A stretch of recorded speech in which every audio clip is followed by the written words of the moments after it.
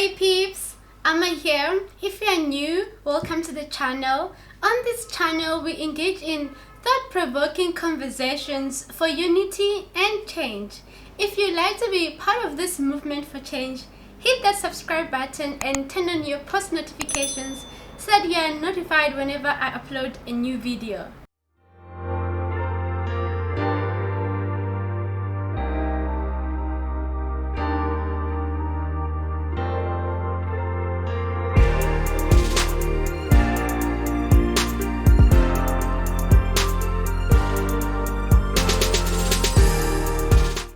South Africa is one of the many African countries which witnessed colonization by European countries. The colonizers used education as a tool to spread their ways of living and working across the African continent. The democratic period seeks to decolonize and create transformation where the ways of doing things is not only focused on the European way of living and working, but also accommodates the African ways of doing things. Is the South African teacher training education geared towards this transformation? To help us answer this question, we are joined by Amiena van Niekerk as well as Neagle van Rooyen, who are currently doing their Bachelor's of Education degree. Thank you so much, Amiena and Neagle, for creating the time for this conversation. Thank you for having us. Let me start with you, Neagle. Do you think the South African teacher training institutions are training teachers to deliver education which is relevant to African children or which is geared towards transformation? My opinion, this is only my opinion, is that really no. I think we train our institutions, they are training future teachers to follow a certain dogma or an international standard. We just take discipline.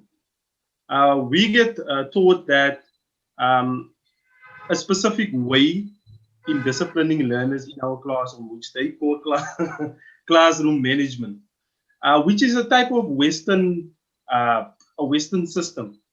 But we are not in a Western society. If you go to the Cape Flats, there's so many negative vibes going on there. A lot of social ills, for example, happens there. A lot of drinking, a lot of drugs, gangsterism. Now you have that learner come into your class and you have to now utilize whatever the university has given you as a tool for classroom management. And you tell that learner, go sit in the naughty corner. Now you must remember that child comes from a broken household. That child only knows no cursing words. That child only knows a drunk parent or a drug parent. You now need to tell that child to sit in the naughty corner. That is what we are being taught, which is not an effective tool. Our children don't respond to that. If I could obviously add on to what Neagle said, I think we're expecting an education system that is based on a Western context to apply to a South African context, and that by default is the problem. So, like Neagle said, with classroom management, you are making the assumption that learners come from an advantaged background, they come from a stable home, but in South African context, you have more learners coming from broken homes that have a lot of psychosocial factors that they have to deal with and obviously play out within the classroom, that like these classroom management tools that we are taught, it's not really effective. So I think just to add on to what Neagle said. Just maybe to add to that, if you, for example, take language, specifically, for example, Afrikaans or English, that we teach in schools, we are so concerned with the schematics of language. Whereas when we get to university, we get taught we need to teach learners for understanding. But when we get to school, you need to basically just, if a learner cannot write, for example, Zoom correctly, and we cannot see because Zoom needs to be written in a certain way, ZOOM. Now the learner actually just wrote ZOOM. Now we have to mark that learner wrong, but we understand what that learner tried to say. So university teaches us to learn for understanding, or to teach learners to understand, and not just plow them with knowledge, but for them to understand. But when we get to school, the curriculum and all of these administrative policies do not allow you as a teacher to be creative. When we get to school, we are so obsessed with the schematics, for example, of grammar, that if a child does not write the proper way, we mark that child wrong, though we understand what that child tried to put forth. Now, if we look at where we come from, I, for example, come from the Koyo, the San, from ancestry. The way that we communicated was through pictures. And within one picture, if there is a bushbuck, we understood many other things that just derived from that one bushbuck. So that is where we come from. But we only get taught now that if you do not, as I previously said, write Zoom as it's supposed to be, I don't know, we invented the supposed to be, as it's supposed to be written, then even though I can see the child was wanted to write Zoom, we're going to mark him or her wrong, which is, in my opinion, not right. Because the child understood that he or she needed to write Zoom. Maybe they could not write it properly, but they wrote Zoom. We need to look at alternatives, man, to assessment. I made an example of where our ancestors, for example, drew a pushpa, or maybe draw a whale at the coastal side, especially here in Nigeria. They would have specific drawings, and those drawings in the caves would indicate different messages. And then the Westerners came here, the colonialists came here, and they said, no, this is not on, this is not right. You need to understand English or Afrikaans, you need to write it this way. So it is the current way that we are writing, the current way that we are learning, and even speaking. Like me, I'm not a English buffet or buffet. I'm just a plain Afrikaans guy, and so I don't speak it as well, English as well. But in any case, and this is my question, if we are going to speak or write English the way that the people in the Middle Ages or the Dark Ages, for example, spoke and written English, we won't understand them, or we won't understand each other. Because English itself has evolved. English itself has evolved. It's never remained stagnant. And what we are expected to do at school is teach a stagnant curriculum. That is where my problem is. You cannot teach a stagnant curriculum. It needs to flow. It needs to change.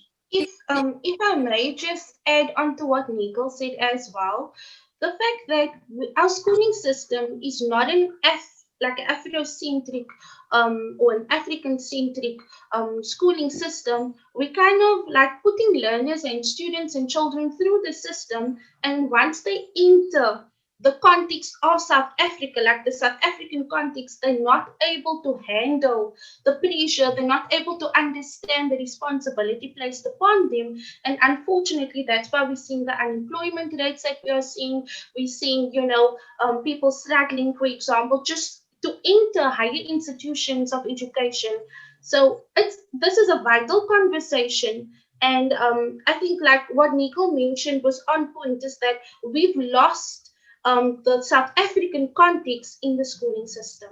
We have heard that South African teacher training do not fully equip teachers to deliver education which is geared towards transformation, or education which is relevant to African children. Amiena, what if one argues that it is not really the responsibility of institutions to equip teachers with education which will suit their classroom context, but that it is the responsibility of the teacher to use the education, even if this education is European based or Western based, and adjust it when they get to their classroom to suit their learners' needs or to suit their learners' context. Is this possible? Are teachers able to do this? Fortunately, no. Because as previously mentioned, one has to obviously think of the context that these learners come from. And it heavily depends on what type of school you will be teaching at. So if you're looking from the standpoint of teaching at an advantage school, possibly then you could implement the Western dogmas or theories that are being taught to us currently. because everybody mainly comes from the same background. However, when you go into the disadvantaged schools, that is where you meet up with these challenges, because every learner has a different context. You are facing a school environment where the schools are under-resourced, the classrooms are overcrowded. I mean, time limit and obviously time restraints is a genuine concern according to the CAPS curriculum, because everything needs to be rolled out at a certain time, fast-paced. And I mean, it's just compounded challenges upon the next challenge, because you are struggling to adapt the theories that you are being taught in an environment which obviously has a different context. And I think one of the real challenges for us as students is we go on to teachers' practice and we come in with this mindset of we are going to change the classroom, we can effect, make a difference. However, the very first challenge you meet is your tutor teacher. Your tutor teacher is not open to suggestions, not open to a different way of doing things. Yeah. And now you try to implement these Western theories by teaching your lessons in a particular manner or way. And immediately the children struggle to react because they're so used to rote learning. They're so used to an environment where the teacher is telling them what to do, as opposed to giving them the opportunity to participate with the content. A personal encounter that I had this year going on to teachers practice, or just before we were supposed to go on to teachers practice, and obviously we know because of the lockdown that wasn't possible.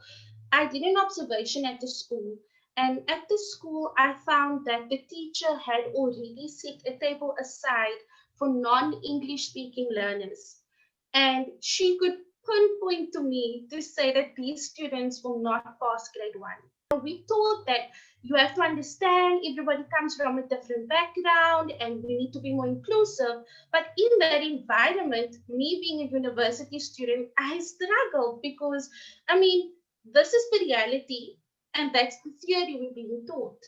And unfortunately, this is what happens at university. You are prepared for a system, quite frankly, that doesn't really exist. You are prepared for, you have to be inclusive, you have to teach in a particular way. Sometimes our lecturers model good behavior to us, sometimes they don't. There's a lot of, there's a lot of disparities between what is reality and what isn't. And many times when we do bring this up in a lecture, if we do say, but ma'am or but sir, in reality, this is what we face. We get told it's off topic. We get told, you know what, we don't need to discuss this now. Or one day when you're a teacher, you can then effect change. So this is a real struggle within our student community, because it's like what we are being learned does not prepare us for the reality out there. What do you think should be done for teacher training to contribute towards transformation, where every African child's context is taken into consideration? I think that we need to firstly decolonize our education system. And obviously, importantly, create an Afrocentric or an African-centric curriculum, something that relates to our current context. Basically, teaching learners and preparing them for the greater world out there, making subjects and modules relevant so that they're able to flourish once they leave high school, whether they decide to go and work, whether they decide to do further studies. And I think many times what we are teaching in schools is unrelated to our context. So even the way we teach, for example, the way we teach maths, if we could relate counting back to the touch shop, what happens at the touch shop, what happens at the spaza shop, if we could relate, for example, dance as to the different types of African dances, to get the cultural dances. However, more or less what we are teaching is these Europe-centric ideas. And so it's as if we are wiping our entire history off the history books. And so I feel like we have something valuable in South Africa where we have a combination of cultures. I honestly don't think we need to be swayed by colonial thinking and colonial theories. We can use what we currently have available, which is ourselves. We are our very own resource. You go into the street, if you find poetry that speaks to the people out there in our world, in the streets working, instead of like poetry that refers to Shakespeare, who's like lived how many years ago. So truth be told, I think the very first step is to decolonize the education system, make it relevant to our context so that we as people in our future can be beneficial to what we currently have.